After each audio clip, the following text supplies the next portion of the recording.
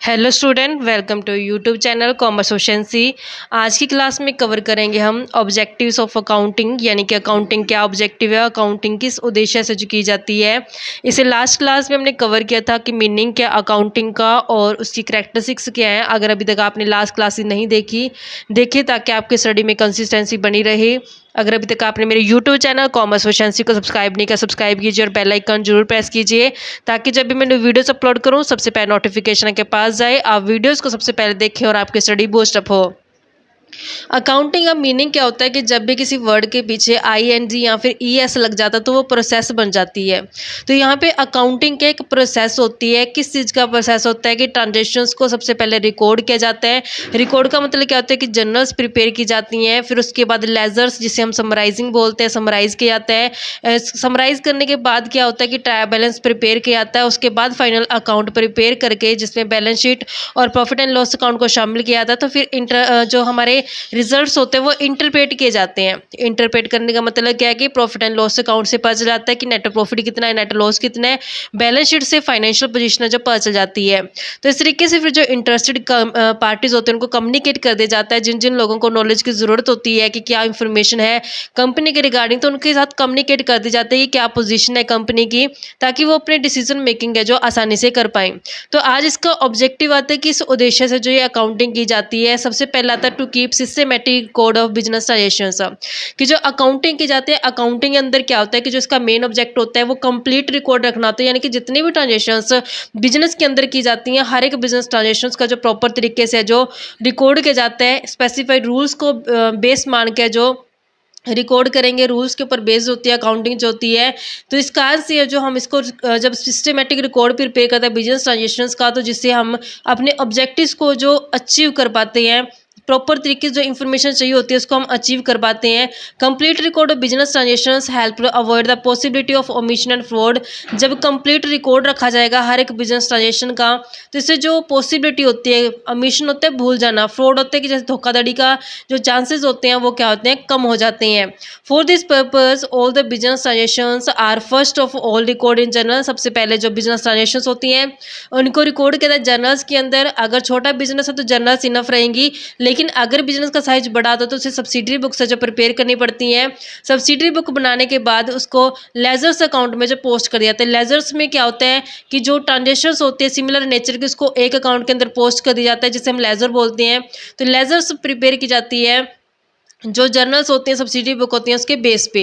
Next आता है to calculate profit और लॉस। तो जब हमने ट्रांजेक्शन्स को रिकॉर्ड किया उसके बाद हमारा जो ऑब्जेक्ट होता है रिकॉर्ड करने का वो क्या होता है, ये जानना कि क्या कंपनी प्रॉफिट में चल रही है, क्या कंपनी लॉस में चल रही है, कंपनी ने प्रॉफिट अर्न किया या फिर लॉस सफ़र किया। इसका इन्फॉर्मेशन कहाँ से पता चलता है हमें, प्रॉफिट एंड लॉस अकाउंट से। क्योंकि जब भी हम profit and loss account prepare करते हैं तो उसका जो बैलेंस आता है या तो प्रॉफिट का आता है या फिर वो लॉस का आता है। अगर रिवेन्यू ज़्यादा है एक्सपेंडिचर से, रिवेन्यू ज़्यादा होगी तो मतलब अर्निंग ज़्यादा है, तो इस कारण से जो नेट प्रॉफिट ज़्यादा आएगा। अगर खर्चे कर दिए ज़्यादा, रिवेन्यू होगी कम, तो जब खर्चे ज़्यादा है अर्निंग कम है तो इससे क्या हो जाएगा, लॉस होएगा। जो सेकंड मेन ऑब्जेक्ट होता है अकाउंटिंग का वो असर्टेन, यानी कि जानना होता है कि नेट प्रॉफिट कितना कमाया है फर्म द्वारा और कितना लॉस सफ़र किया गया है on account of business transactions during a particular period. तो हमें एक साल के दौरान जो ट्रांजेक्शन्स होती हैं जब हम उसको रिकॉर्ड करते हैं, क्योंकि जो अकाउंट्स प्रिपेयर किए जाते हैं एनुअल बेस पे किए जाते हैं, हर साल हमें अकाउंट से जो क्लोज करने पड़ती है 31 मार्च को। तो जब अकाउंट क्लोज किया जाता है तो प्रॉफिट एंड लॉस अकाउंट से पता चल जाता है कि क्या कंपनी ने प्रॉफिट कमाया इस साल या फिर लॉस सफ़र किया गया है। For this purpose trading and profit and loss accounts of the business is prepare. तो यहाँ पे जो trading and profit and loss account है जो बिजनेस का प्रिपेयर किया जाता है end of each accounting period, यानी कि जब साल का अंत होता है, जैसे हम 31 मार्च बोलते हैं, 31 मार्च को जो क्लोज कर दिया जाता है बुक्स ऑफ अकाउंट्स, तो उसमें पूरे साल का जो रिकॉर्ड होता है वो रखा जाता है कि पूरे साल के दौरान है जो कितने ट्रांजेक्शन है जो की गई है बिजनेस के अंदर। तो उन ट्रांजेक्शन के बेस पे जो हमें प्रॉफिट एंड लॉस के अंदर पता चल जाता है कि क्या रिजल्ट निकलता है। जितनी भी ट्रांजेक्शन रिलेटेड होती हैं परचेज से, सेल से, एक्सपेंसिस से और रिवेन्यू से, जिसे हम इनकम बोलते हैं, वो रिकॉर्ड कर दी जाती है trading and profit and loss account के अंदर। तो जब रिवेन्यू ज़्यादा होती है एक्सपेंडिचर से, यानी कि रिवेन्यू कमाई तो ज़्यादा हो गई है लेकिन खर्चे कम है, तो इससे रिजल्ट क्या होगा, प्रॉफिट होगा। क्योंकि रिवेन्यू ज़्यादा होने का मतलब क्या है कि प्रॉफिट। अगर इसके अपोजिट बात की जाए, अगर एक्सपेंडिचर ज़्यादा होगा रिवेन्यू से, अगर एक्सपेंडिचर यानी कि खर्चे ज़्यादा कर दिए तो उसका रिजल्ट क्या होगा, loss. In addition a businessman is able to get the flowing information by preparing trading and profit and loss account. इनके अलावा यानी कि सिर्फ प्रॉफिट और लॉस के बारे में नहीं पता चलता, इसके अलावा बिजनेसमैन है जो किस चीज़ की इंफॉर्मेशन है जो गेट कर सकता है। सबसे पहले how much goods have been purchase during a particular period, कितनी गुड्स का जो एक अकाउंटिंग पीरियड के दौरान जो खरीदा गया है। How much goods have been sold during a particular period, कितनी गुड्स का जो सेल किया गया पार्टिकुलर पीरियड के दौरान। How much goods have remain unsold, कितनी गुड्स है जो अभी स्टॉक में पड़ी हैं, बिकी नहीं है। And what is it's value, और कितनी वैल्यू उस गुड्स की जो अभी तक अनसोल्ड है, स्टॉक में है। How much amount has been spend on various head of expenditure, कितना पैसा जो अलग अलग खर्चों के ऊपर वेरियस हेड ऑफ एक्सपेंडिचर्स के ऊपर खर्च किया गया है। And how much amount has been earn by various head of revenue, और कितना वेरियस हेड ऑफ रिवेन्यू यानी कि अलग अलग जो रिवेन्यू के हेड होते हैं उनसे कितना कमा लिया गया है। तो ये सारी इंफॉर्मेशन भी है जो हमें पता चल जाती है trading and profit and loss account prepare करने से। By attaining this information a businessman can keep effective control on expenditures. तो जब एक बिजनेसमैन को ये सारी इंफॉर्मेशन पता जाती है तो अपने खर्चों के ऊपर, एक्सपेंडिचर्स के ऊपर कंट्रोल करने के लिए क्या करते हैं, स्टेप्स उठाते हैं। क्योंकि हर एक बिजनेसमैन क्या चाहता है, प्रॉफिट को मैक्सिमम करना चाहते हैं। प्रॉफिट को मैक्सिमम कैसे कर सकते हैं, जब कॉस्ट को कम किया जाएगा। जब ये कॉस्ट को कंट्रोल कर दिया जाएगा बिजनेसमैन द्वारा तो उसके जो मैक्सिमम प्रॉफिट लेने का ऑब्जेक्ट है वो क्या हो जाएगा, अचीव हो जाएगा। तो यहाँ से एक बिजनेसमैन ट्राई करता है कि खर्चों को कंट्रोल करे जिससे उसके प्रॉफिट है जो मैक्सिमम हो जाए। नेक्स्ट जो ऑब्जेक्ट आता है वो रहता है to know the exact reasons leading to net profit और नेट लॉस। तो यहाँ पे एक एग्जैक्ट रीज़न क्या है, अगर मान लो प्रॉफिट हुआ है कंपनी को तो प्रॉफिट आने के क्या कारण रहे हैं ताकि बिजनेसमैन उसके ऊपर काम करे और आगे आने वाले टाइम में और ज़्यादा प्रॉफिट ले सके।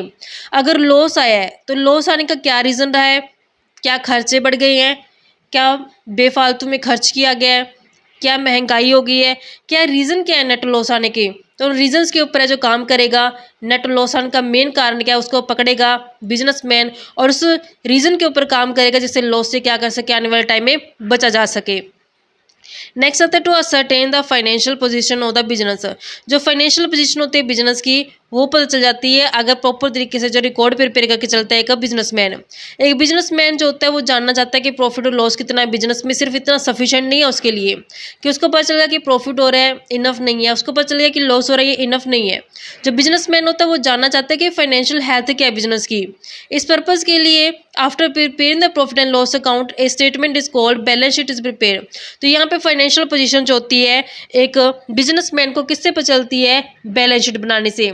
बैलेंस शीट जो बनती है वो trading and profit and loss account के बनाने के बाद बनती है।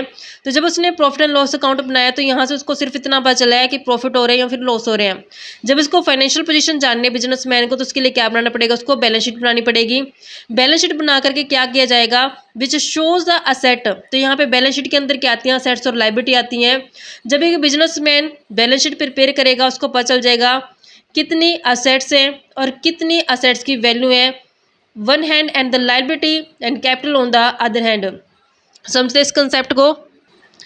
जब बैलेंस शीट बनाई जाती है तो बैलेंस शीट में क्या होता है, यहाँ पे लायबिलिटी आती है, इक्विटी एंड लायबिलिटी जिसे बोलते हैं, इक्विटी एंड लायबिलिटी क्लोज करके यहाँ पे हमारे पास असेट्स आती है।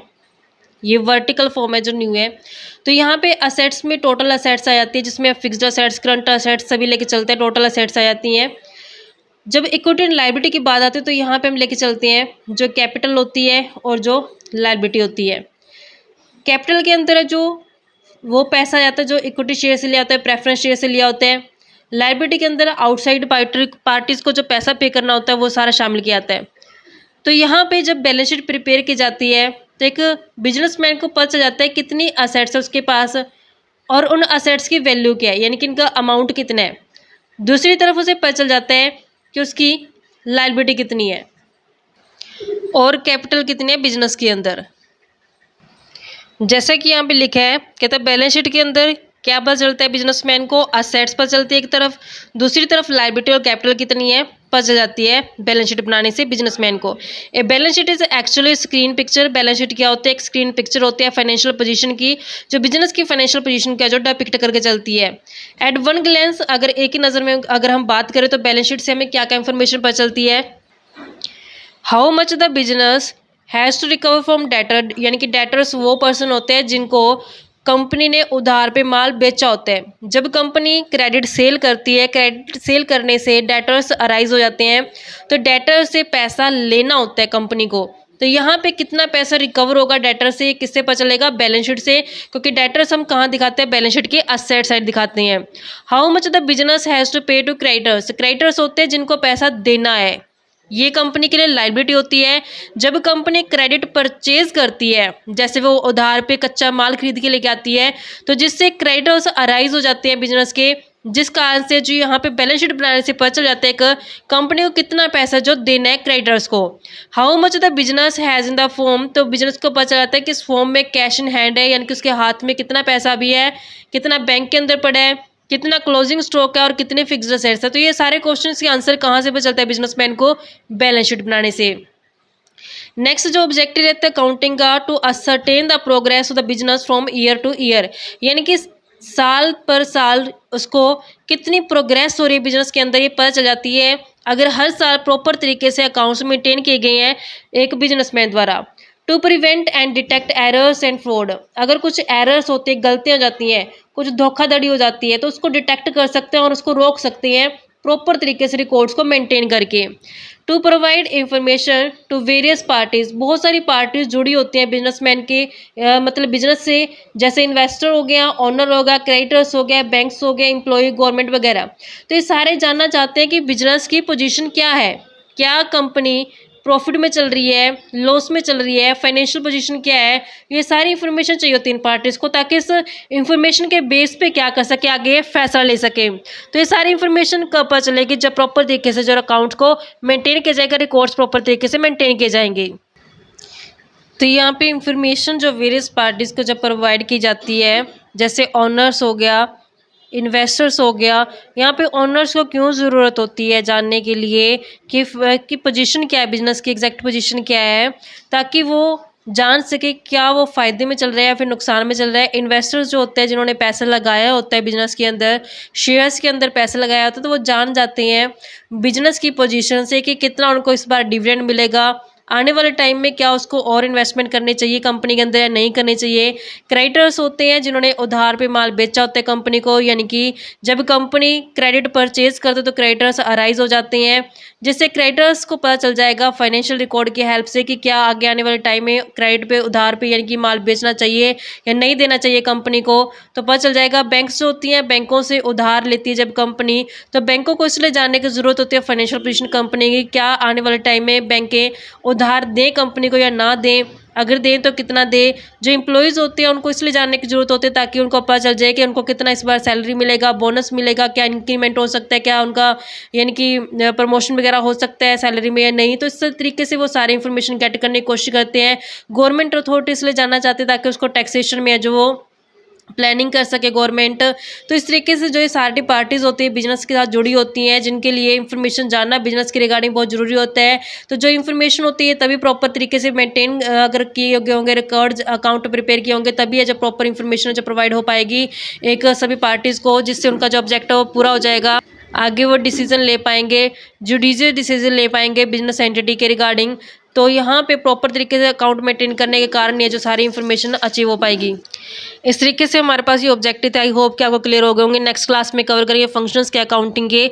ऐसी रेगुलर क्लास देखने के लिए आप मेरे यूट्यूब चैनल कॉमर्स एफिशिएंसी को सब्सक्राइब, लाइक और शेयर करें, बेल आइकन जरूर प्रेस करें, ताकि जब भी मैं वीडियोस अपलोड करूँ सबसे पहले नोटिफिकेशन के पास जाए, आप वीडियोज़ को सबसे पहले देखकर आपकी स्टडी बूस्टअप हो।